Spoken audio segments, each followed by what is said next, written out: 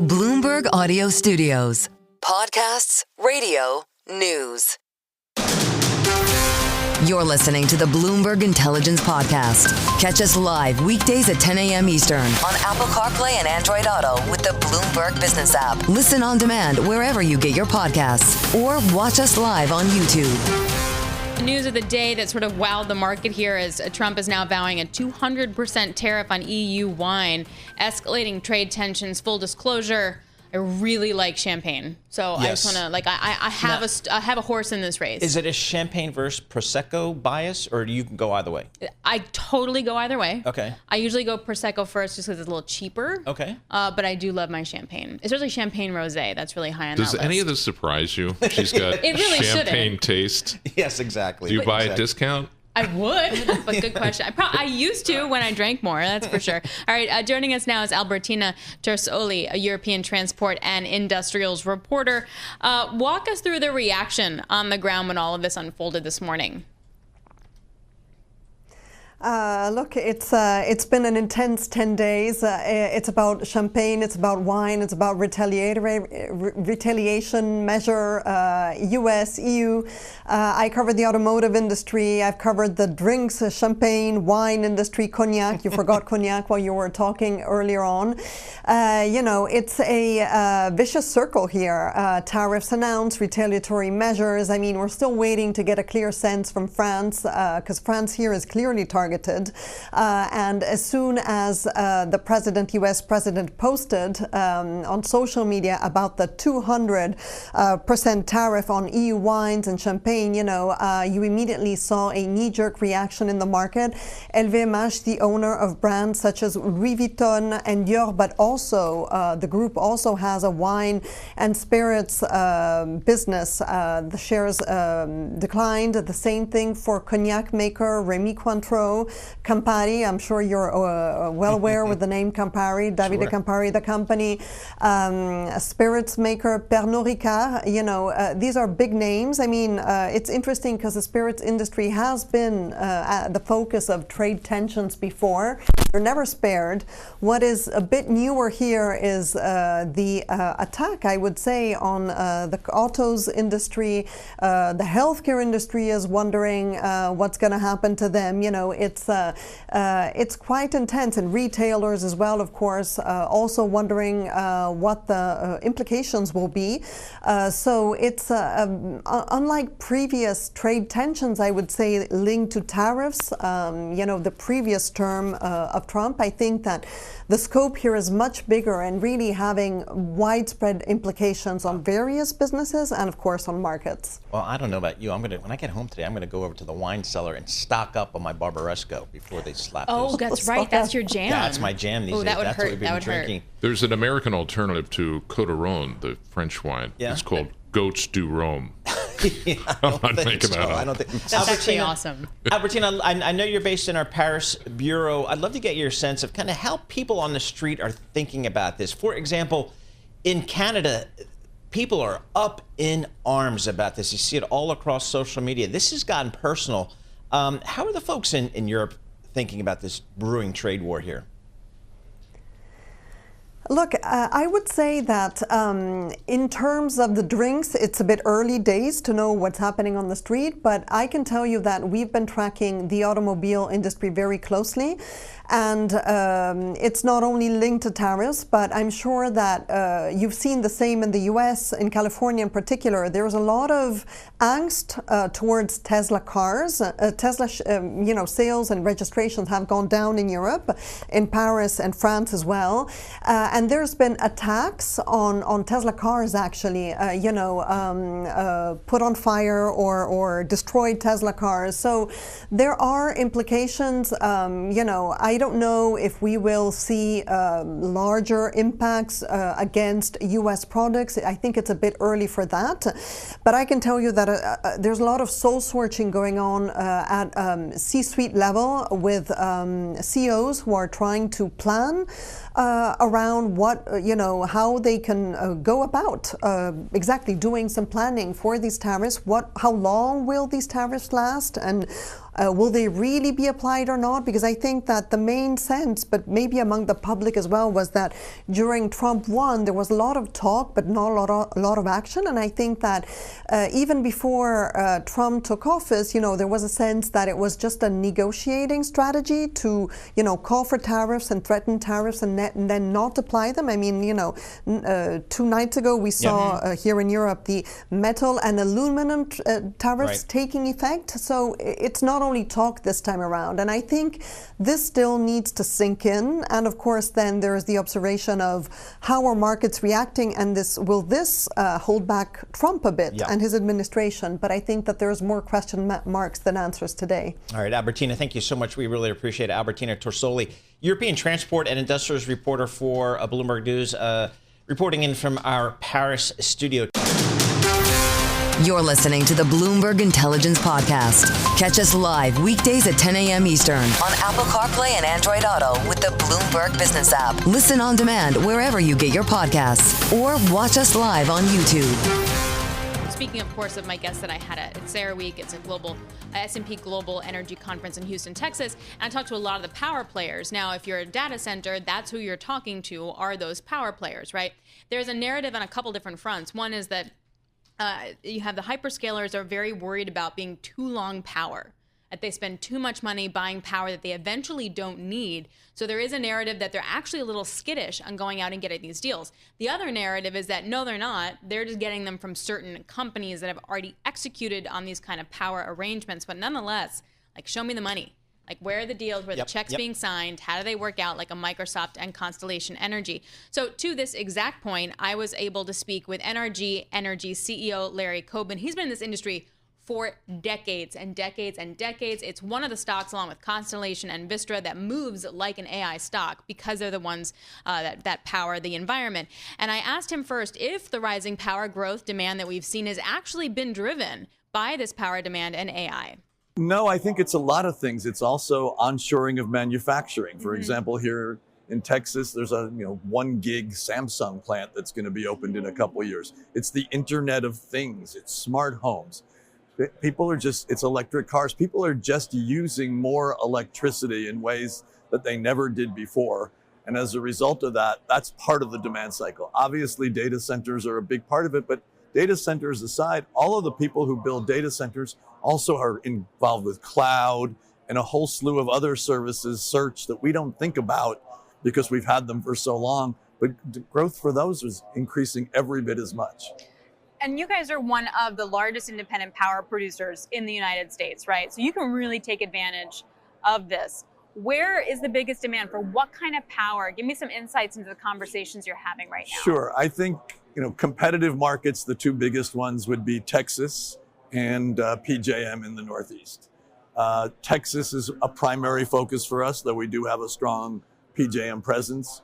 One of the things we like about Texas is it has a friendlier permitting environment, and it has 1 public utilities commission and 1 governor. ERCOT has 13 states in it, plus the District of Columbia. So that's 14 commissions, 14 governor-like people, and FERC, which doesn't have any jurisdiction here. But I think you're going to see data centers in all of these places and in other places where economic growth is going on. It's not going to be limited, but I think Texas is going to be first. Do you think that the hyperscaler hype about how much they're going to spend on power demand is real? Or is it going to fall short? I think yes. I mean, it won't fall short, or it will not fall short. Okay. It may even go up. Okay. And the reason I think that is, it's interesting. After DeepSeek, everybody was super concerned about that. And then 3 of the hyperscalers came out and essentially doubled their capital commitments. Now, if they actually, after looking at DeepSeek, decide it's going to be twice as much, then that gives me a great deal of comfort. The power demand is going to be there. And, I know everybody's talking about Jevons paradox because everyone has now Googled it for the first time. I'm actually old enough to remember what it was originally. But, I think people will start using this more and more. I already see it in our business.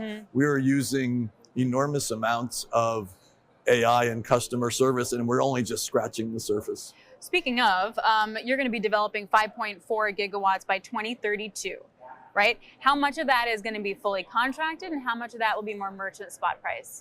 We have a 1.5 gigs that is shovel ready. That will probably go, most of that will go directly into the Texas market. Okay. Anything we build beyond that, I would anticipate would be fully contracted for, related either to a data center or another kind of large user along the way. We are not in the business of taking merchant risks. Some of the other folks are, but we actually like to protect our downside and give ourselves a lot of optionality to the upside so that we don't have to care whether the growth is 2% or 10%. Both of those are ginormous for us. So what kind of pricing are we talking about for a gas-fired plant, for renewable, for other power? Like what does it look like right now? I mean, gas-fired plants, we think they're going to be done for $1,500 to $2,000 a kW installed. The ones that are shovel-ready, because we started on them 5 years ago, will be much less.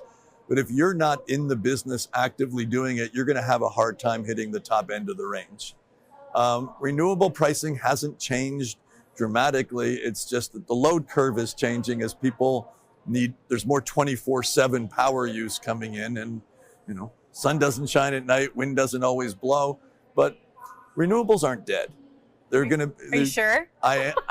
Yes, actually I am sure. Okay. Because there's still a place for them when they're working in conjunction with gas plants. I mean, part of our portfolio now, we actually shut off our fossil fuel plants during the day when there's a lot of sun and wind in Texas. We buy from the grid their power and sell it to our customers, generating it ourselves. Those options are still going to be available, at least in competitive markets. Well, because speaking of, your renewable unit is 30% of your annual earnings, right? And it's 20% of the renewable market share here in the U.S. How much do you think that can grow for you? Our renewable, we generally actually contract for renewables rather than own them. It's a strange thing because we own 2 coal plants. Everyone else gets cheaper renewable capital than we do, even though we're a big company and quite good at this.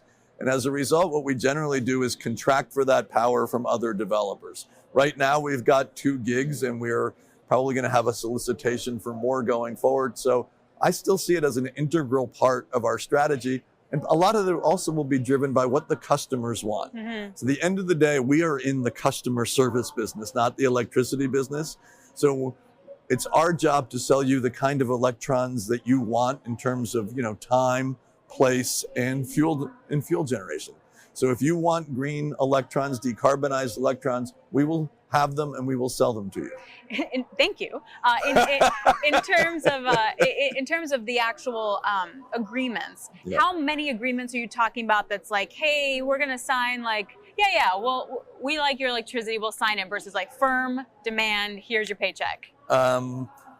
We do this every day. We actually supply power already to every one of the hyperscalers.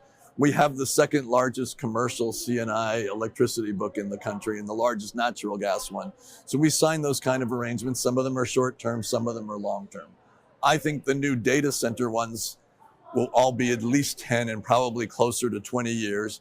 A, because we won't want to dedicate our site to something that's less than that. B, we won't want to build a dedicated power plant for less than that. And C, if you're going to pay all that money for those chips and to build a data center, which actually costs more than a power plant, you're going to want that kind of stability for an extended period of time. So I think a lot of those are going to be fixed price deals off market with power scale. They will still be in front of the meter because people will want to be connected to the grid, but they will definitely be long-term fixed contracts. How soon are you signing more of those? Stay tuned. Okay. Fair question. My next earnings call is May. It will not be then.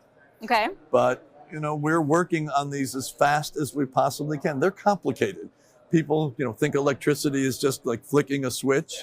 It's super complicated, but we are making substantial progress towards some very interesting transactions, talking both to hyperscalers and to developers. Before I let you go, though, what makes it complicated? Is it the pricing? Is it how to structure the deal? Like, is your power going to the grid and then selling back to the hyperscaler? Like, what makes it so hard? You need an interconnection agreement. You need a construction agreement. You need a turbine agreement. Now, we have all of these in place generically, but they all need to be site specific. You need to decide how big a data center you want to put on the site. How fast are you going to grow that data center? So are you going to start at 200 megs and go up 200 a year? Or do you want to start at a gig? So what makes it complicated is putting all of those pieces together. And what people forget is actually for this type of data center is new. Unlike existing data centers where people have done lots of them, There aren't a lot of AI data centers out there yet, but it's complicated, but so is general power plant development, all the permitting and those things. So it's nothing that we're worried about. It's something we actually think we're pretty good at. But and hyperscalers are willing to put down that money. Absolutely. They're showing up, knocking on your door, they're there. They're there. Okay. They're there, we're there. And because of the agreements we announced last week, the turbines and the contractors are there. That was Larry Coben, Energy CEO. A big part of that, though, too, is these guys are going to go through a big CapEx cycle because of this, right? Okay. So how those agreements are structured, which I was trying to understand, is very complicated, but also necessary. So they have the visibility to then spend that CapEx. So jury's still out to what those are really going to look like. Yeah, but I mean, just listening to me seems bullish and bullish on the state of Texas. How about that? Yeah, I learned something new that John Tucker and I, we know that they have their own grid in Texas. They're not on part of any of the national grids. They know that because they read the grid. We read the grid. Yeah. But that exempts them from a lot of FERC oversight, Federal Energy Regulatory Commission. That's good for doing business. Oh, yeah. So, why do you think they all go there? Yeah. Energy. I'm looking at it here. It's good stock. Okay. Yeah. It's done pretty well. You're listening to the Bloomberg Intelligence Podcast. Catch us live weekdays at 10 a.m. Eastern on Apple CarPlay and Android Auto with the Bloomberg Business app. Listen on demand wherever you get your podcasts or watch us live on YouTube. Wrapping up all my interviews at CERAWeek, again, that is S&P Global's energy conference. It's once a year. It's in Houston, Texas. All the energy industry players and CEOs come, they talk, they schmooze, they meet with shareholders, maybe they make deals, they talk behind closed doors. And obviously, in the middle of all of this, we're getting tariff headlines right and left. So I was able to sit down and speak with Greg Ebel. He is CEO of Enbridge Energy. It's a Canadian midstream oil and gas company. Now, I say Canadian, but it's maybe North America. They have pipelines that range from oil, natural gas, LNG transport all across the U.S. and Canada. So he's a really good read on all of this. And I asked him straight up, I was like, how hard is your life right now? Well, 43 states, 8 provinces, 5 countries. It's just another day. It's just another day. You've got to focus on fundamentals. What do we know? Energy's going to flow. Has to flow. It's the lifeblood of everybody's economy. Consumers want cheap prices. That means provide as much supply as economically possible and try to stay out of the way of policy and politicians in the short term and focus on the long term. And so we're continuing to do that. We've got $27 billion of projects that we're going to execute through 2027. And any of that question marked, on hold, put on the sidelines, on pause because of the turmoil in the market and because of the headlines on tariffs? No. And here's why. Well, they're already signed up contracts. People need that energy. It takes multiple years to build that infrastructure. Most of the product that we need for those is orders are already in. Say steel, for example, largely domestically produced in the United States or in Canada for projects there. So you do need to think 3 or 4 steps ahead. But when you've been around better part of a century in your long-term energy infrastructure, I'm paid to do that every day, and so are our people. But does that building and all that CapEx get more expensive if the material gets more expensive? It could. So we have to be, again, you try to lock that in as soon as possible. One of the benefits of running a large pipeline system, largely regulated, economic regulation beyond just, you can pass through some costs if they're reasonable. So again, big buyer, as you said, largest pipeline operator in North America. We buy a lot of stuff, and I think we've got a certain amount of power to be able to get the best deals possible. And then from a competitive perspective, if some prices have to be passed through, fine. But generally speaking, we lock those in. Have you seen any change in oil flows as of yet? No, quite the contrary. So January, February flows out of Canada have been close to record highs. We'll see if that continues, but I think people may be getting ahead of those. Exports out of the Gulf Coast, we're the largest exporter of oil out of the United States. That continues to be very robust as allies and customers overseas want to continue to get there. And it was a pretty cold winter, so natural gas was used predominantly to keep people warm and electricity going and industry flowing. So start to the year has been pretty good. If we do see continued tariffs on Canadian oil, do you think the price then discounts? And then producers respond in kind? So our pipeline is exactly built for that. So it's been a long time been a discounting Canada, right? Lots of production, trying to get down to lots of demand here in the United States. So the more we can build pipelines, the less they're are discounts. But we'll have to see how that shakes out. It's early days. I keep saying everybody needs to take a breath. Everybody needs to be focused on the long term and recall that our people, our economy, the two countries need each other and they need energy. No, we're media. We want answers now. But what it does seem to highlight, though, is Canada's need for other export partners. Yep. And I'm wondering what the stomach is to build up pipelines to Western Canada. I'm cautiously hopeful. I didn't say optimistic, but hopeful. For several reasons. One, going to be a change in government in Canada. One way or the other, is going to be a new prime minister here in the next little while, maybe two. We'll have to see. I'm not the politician here. And I think Canadians are united that, it's a challenge to be so tied to a single economy, even if it is the best economy in the world. And therefore, there's opportunities to move off at least the West Coast and maybe the East Coast. Canada did have an opportunity 10 years ago to be the leader in LNG and tripped over itself not to be able to get there. I think many Canadians probably regret that. I hope policymakers regret that. But, you make a mistake once, hopefully you don't make it twice, and that'll create an opportunity. And still, will be the largest provider of oil and natural gas in the United States, too. There have been things floated, like maybe the government could tax exports, and that would then pay for a pipeline, particularly maybe from east to west, that the government could just help pay for these kind of pipelines. Is that in the zeitgeist at all from where you are?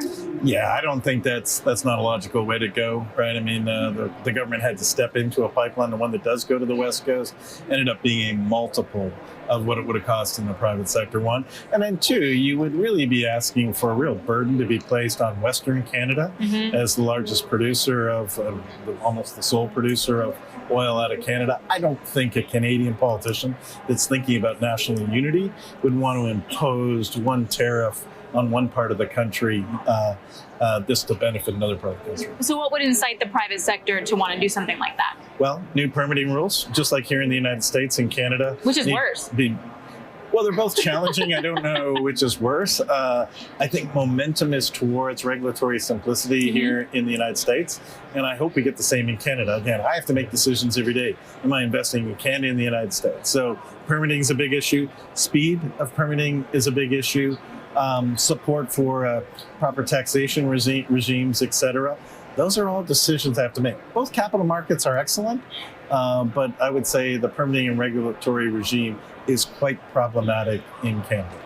The other sort of non-related tariff demand driver potentially is AI and data centers, right? How do you play in that? Multiple ways. So we, again, being such a large producer or large shipper of natural gas, probably the best way in which those data centers will be fueled is natural gas-fired generation. So we are building pipelines now for great companies like Duke, TVA, et cetera, here in the United States. And those will be for new gigawatt plus power plants. Some of those electrons, I'm quite certain, will go to meet this demand on the AI front. We serve 90% of the gas-fired generation, say, in a province like Ontario. They're trying to track more and more AI. So we will build the infrastructure, the storage, the transportation, et cetera, to fuel those plants, which will then allow the data centers to be connected. Something like, the vast majority of data centers are within 50 miles of our pipeline. That's a pretty attractive, right across North America, for us to be able to utilize. So I'm excited about that. I mean, we'll have to see how it all shakes out, but, steady growth. And we also have a renewable power business, and some of those data centers want to use renewable power. So we've signed up new customers like Amazon and Meta and Toyota and Pepsi. So you'll see a lot of those players that are looking for power. We're going to need it all, man. What was it like to have those conversations with like Toyota and Amazon? Like, what did they contract along power purchase agreements? Yes. And what was that like to come to a price? So the price is largely set by natural gas, even if you're buying renewables, right? So the price is out there, and then you're trying to create a little bit of an escalator. They see the need for stable 6-9s reliability power, but they also want to meet some of their sustainability goals. So even now in a different environment? Absolutely. That means they will get a mix of gas, and they will get a mix of renewables as well, right? So we need it all. I think that's probably the message that comes out. North America to be Fortress America, North America to be energy superiority. We're going to need it all. We're going to need all the oil. We're going to need all the gas. We're going to need cooperation. We're going to need permitting reform. And that, first and foremost, is going to serve the consumer consumers are voters, and I think that wins. Before we let you go, there's obviously a lot of concern about recession, fears among tariff fears, etc. Are you noticing any slowdown in demand? So I am starting to see some impacts vis-a-vis housing. You know, what's going to happen with interest rates, recessions, et cetera. If you're not quite certain about being able to afford a house or your job, et cetera, then, you know, as many houses as we might need, they're maybe not getting built. But that's about it to date. I mean, I think we have to realize there's been a lot of talk of tariffs yet, but we've yet to see a month or two of tariffs. I think when that kicks in, you may see some impacts, which is the benefit of our model. Our model largely regulated, steady as she goes, dividend payer. We've increased the dividend for 30 years in a row, and that financial guidance for 19 years in a row. Recessions, no recessions, one type of government or another. So, yeah, we often see the stuff first, but fortunately the structures we have still allow us to perform. That was Greg Ebel. He is Enbridge CEO, joining me from CERAWeek. So clearly all the CEOs are going to say how they're well insulated, they have the right structure for any kind of economic downturn, yada, yada. But the point is that if you move stuff between Canada and the U.S. and that relationship is fractured, and even if it's not permanent, it feels like the move towards, hey guys, we need to find a different export market wouldn't be insane at this point. No, it wouldn't. You know, he said just it's amazing how where they're located. 48 states, 10 provinces, 5 countries. So I mean, they are exposed in a big way. Just looking at their stock, it's kind of flat year to date, but it's up 25% on a trailing 12-month basis. As are a lot of those midstream stocks, all performing pretty well. Yep, because you need it, you got to move it, and at the end of the day, like. You can have all the power that you want, all the commodities you want. If you can't move it, doesn't matter. And that's where these guys come into play. This is the Bloomberg Intelligence Podcast, available on Apple, Spotify, and anywhere else you get your podcasts. Listen live each weekday, 10 a.m. to noon Eastern on Bloomberg.com, the iHeartRadio app, TuneIn, and the Bloomberg Business app. You can also watch us live every weekday on YouTube and always on the Bloomberg Terminal.